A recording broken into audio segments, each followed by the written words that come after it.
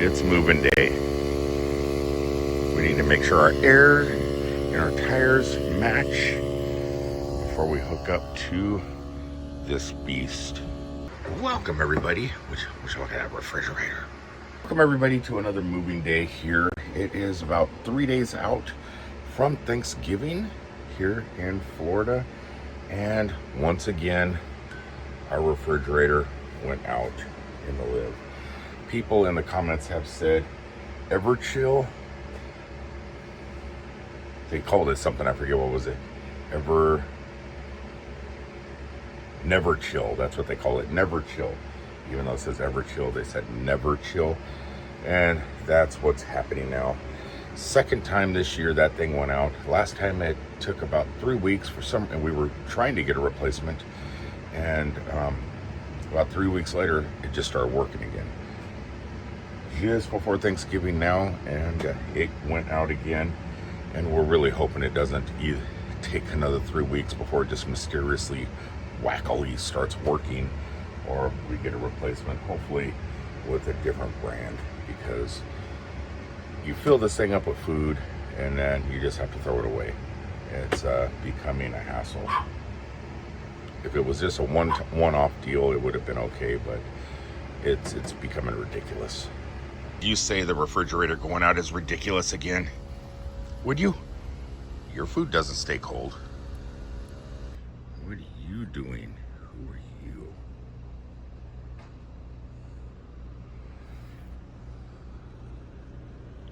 You can tell it's fall time here in Florida because even Steph's plants, they're normally really bright green, but they are turning kind of yellow.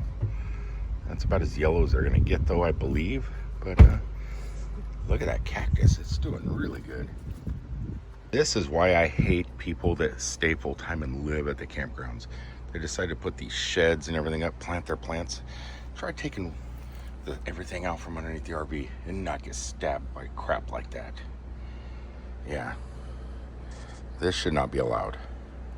Once you're set up, it looks nice, whatever they did to the yards, but it's not a campground anymore when you let full-timers do this stuff. Or not full-timers, but seasonal and annuals. But that being aside, the annuals do make like places like this. This isn't a campground. I don't consider this a campground anyway. This is an Encore resort. Encore does what they want to do. So you just kind of got to live with it. You need a place to stay. It's a place to stay. But once you leave, I mean, it's been a long time since we checked the air in the RV tires. They look fine. I know I have to always check the car because the temperature fluctuation nowadays in the state of Florida, it gets, in the 60s, and then it gets in the 90s, and it gets in the 60s, and it gets in the 90s, and the air fluctuates so much, the air pressure in your car tire just kind of goes up and down, up and down. And I try and keep it all at a constant level, just because tires are expensive. So we're gonna pull over here and check the RV tires now. We haven't messed with it all summer long. We haven't really checked them. They always look good, but I just have a feeling it's probably time to start checking them every time we move.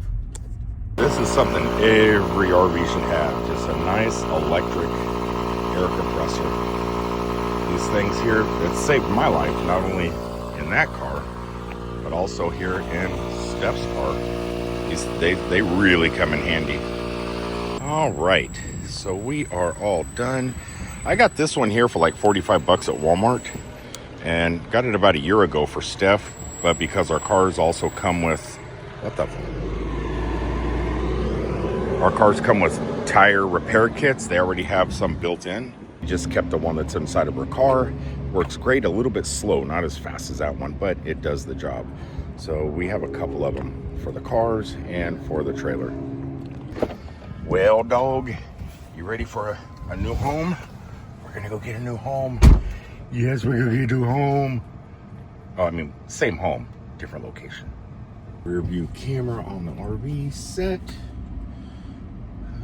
Let's head over to the jungles of Florida because we are heading to our favorite local campground now, which is Thousand Trails Orlando. Actually, Thousand Trails Claremont, but they call it Orlando. We like to stay down by the water, by the lake. It's right this time of year with some of the oak trees losing their leaves. It's makes it a little bit more difficult, but we have the tools to keep the leaves off the RV, so we're excited about that. And yeah, let's go make a new homestead in a spot I believe we've never stayed in before. So at the moment, it's looking like we're starting this trip. I should have filled up today, but I have 225 miles. Let's see, that's what we're starting with. And let's see what it's like once we get to our camp and all set up. Okay, so I get a little bit aggravated. I spent a lot of money, and Steph spent a lot of money on our lifetime camping memberships. And they specifically said you're not allowed to stay more than 2 weeks during the winter, no more than 3 weeks during the summertime. No one is allowed to live here permanently. Nobody. But obviously it's wrong. Someone in the comments in the past said, well, you don't know everybody's situation. Some people could be grandfathered in their pet. Maybe they bought it in the 1970s like my dad did back in the day, and they had different rules back then, and because it's a lifetime membership, maybe since the rules changed over the years, they get grandfathered in and they can stay. They do have the option to stay like that. Whereas when we bought our passes, there was nothing like that. But it sure would be nice just to be able to stay like all winter long and not have to move. But the issue with that is you're a full-time RVer. You want to travel a little bit. You want to get the wheels going. You want to spin those wheels and set up camp a couple times a year. Move. That's what this life's about. But it is what it is. But I think the thing I dislike most, especially about that campground there, Sherwood Forest, which is a nice place, don't get me wrong, Sherwood Forest is really nice, but it's the sound pollution. We're so close to this road. At nighttime, 192 is just noisy. Loud Harleys, pickup trucks, blasting music, and you're so close. You think you're out in the woods. You're not. You're like within a rock's throw from the road. It just looks like you're out in the woods, and you hear every little thing. Not only do you hear the raccoons playing in the trees, the squirrels barking in the trees, but you also hear that super loud music at 2 a.m. as cars blow by. So there's a lot of noise pollution at that campground specifically. Get them out here trimming the trees. This is the perfect time of day to trim the palm trees.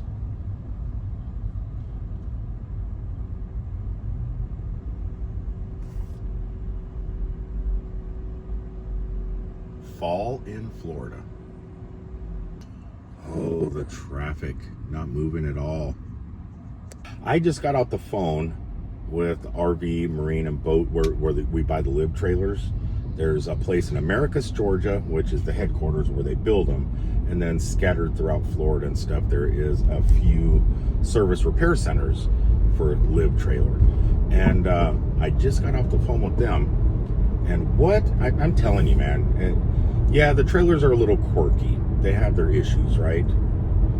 The service department, it just seems everybody there is amazing. So I called about the refrigerator, obviously.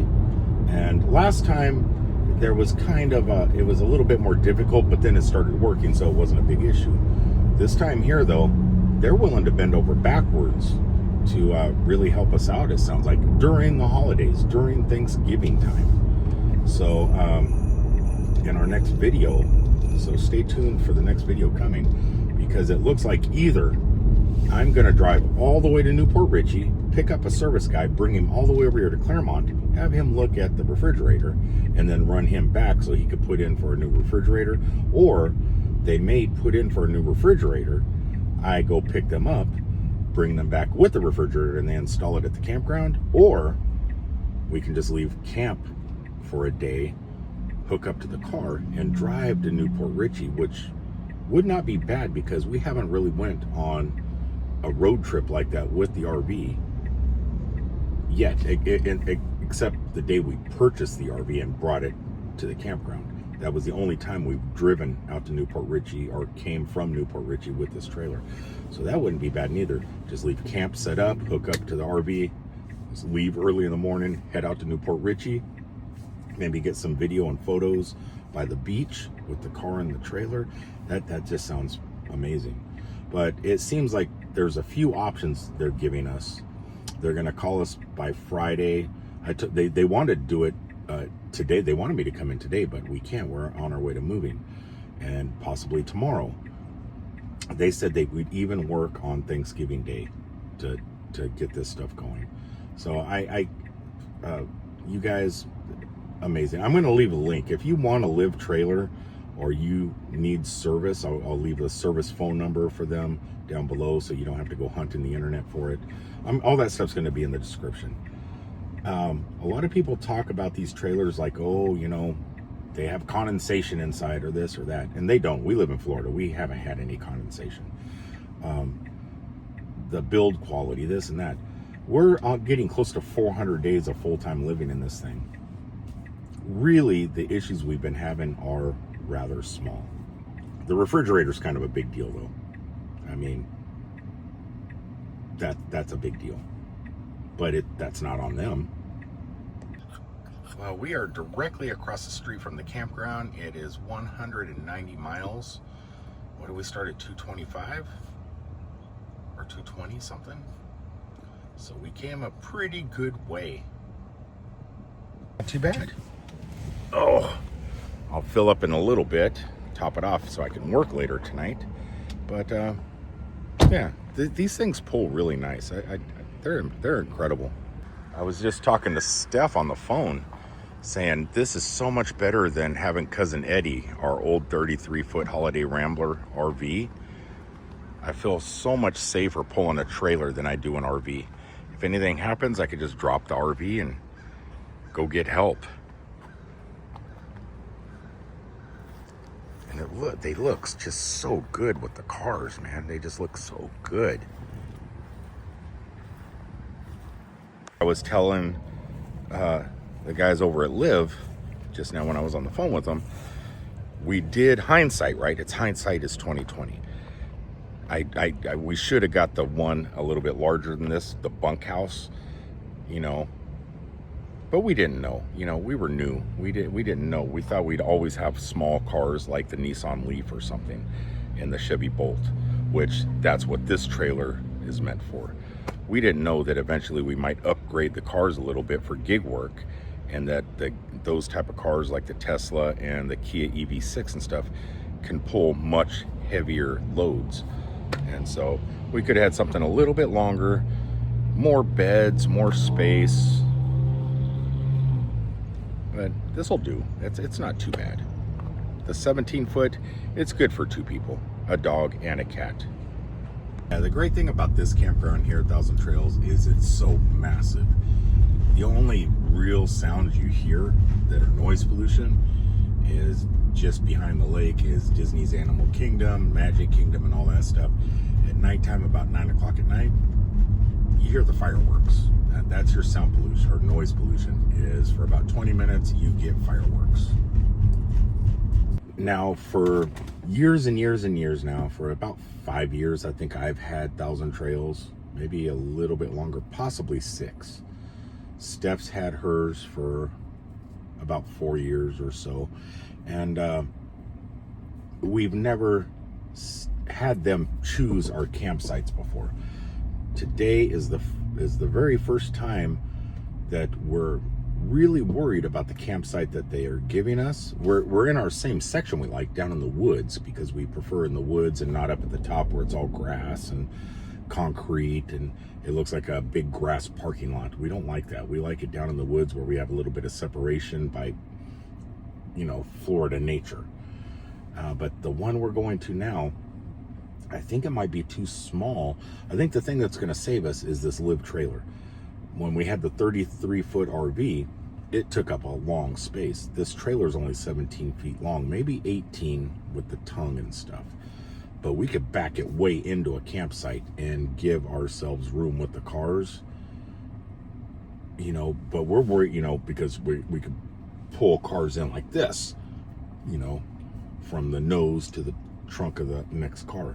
But we prefer sites where we can double up sideways, so we could just back out, pull in, so one car can leave if the other, because if one of us is behind one car and the person needs to leave, you need to back one car out to get the other car out. That's kind of what we're worried about, because sometimes it's just the way we work. I may need to go to work, she's behind me, I need to wake her up to move her car.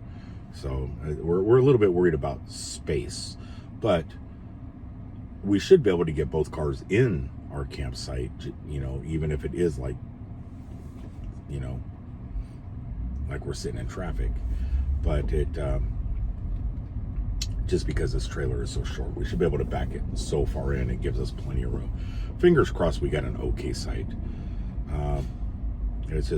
It's what they're doing now. Instead of guiding us in with golf carts and saying pick a spot, or letting you go down and pick your own spots and then call it in on the phone, now they are assigning spots.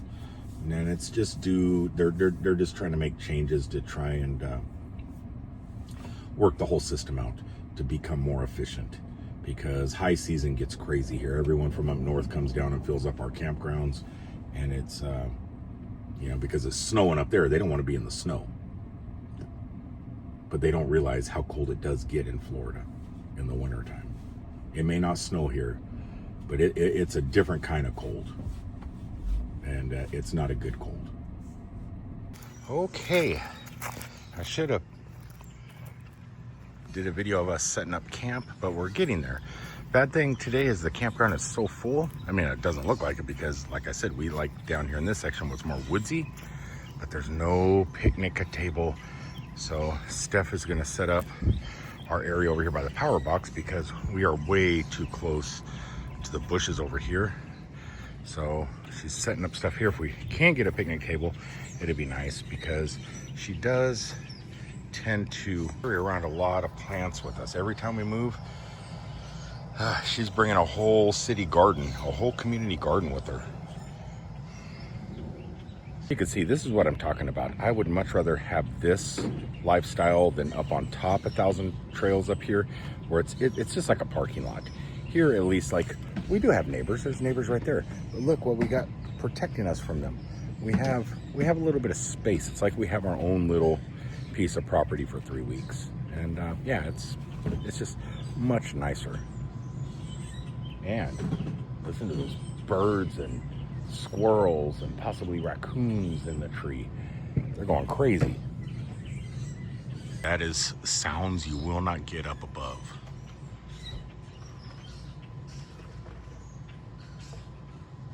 Oh, what do you think? Are you happy? Are you happy? You look happy. Oh, you look happy. This is much better than the city campground.